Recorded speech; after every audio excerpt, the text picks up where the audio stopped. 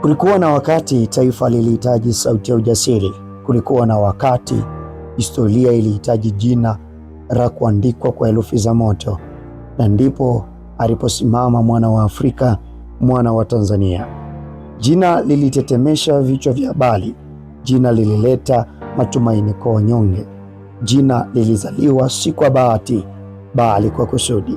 Tunamkumbuka leo kwa majonzi ya fahari, tunamkumbuka kwa kumbukumbu zisizofutika, tunamkumbuka kwa moyo wake wa shukurani kwa sisi wa Tanzania.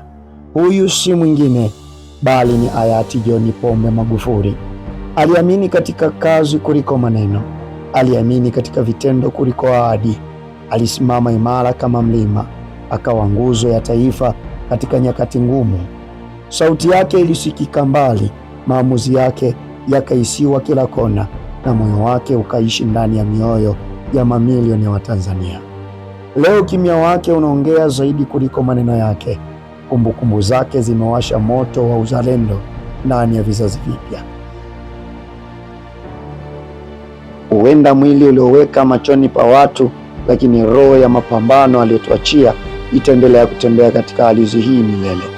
Leo tunasema kwa sauti moja, asante kwa kupigania taifa, asante kwa kuacha alama, asante kwa kutufundisha kusimama, kwa sababu mashujaa wa kweli hawaondoki, hubadilisha tu namna ya kuishi na kuendelea kuishi kwa historia, kwenye kumbukumbu na kwenye mioyo ya watu.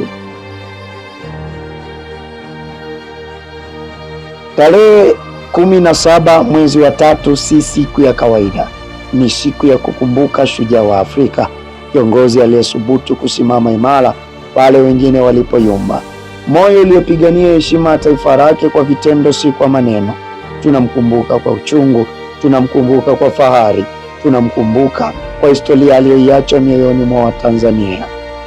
Huyu ni John Pombe Magufuli, mwana wa Tanzania, sauti ya wanyonge, alama ya ujasiri, uzalendo wa mapambano ya kweli.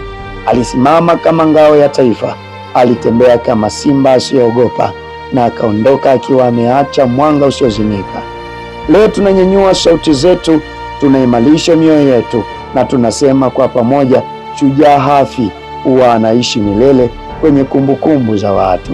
Lakini unapomzungumzia hayati John Pombe Magufuli, hauwezi kushindwa kumzungumzia bodyguard machachari aliyekuwa makini kwa ulinzi mkubwa, bodyguard ambaye alionekana akiwa na umakini mkubwa wa kumlinda hayati John Pombe Magufuli katika uhai wake wote, na amekuwa akiteki headline katika vichwa vya habari tangia tu watu waweze kumwona.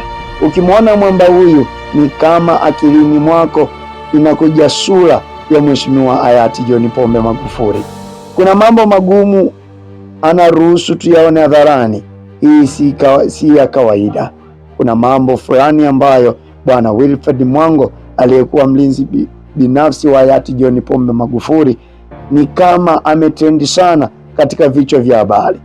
Kila kurasa nilipokuwa nikijaribu kuingia Instagram, naona picha yake, na hakika watu walikuwa wanampa hongera kwa kuwa jamaa mwenye moyo wa usubutu.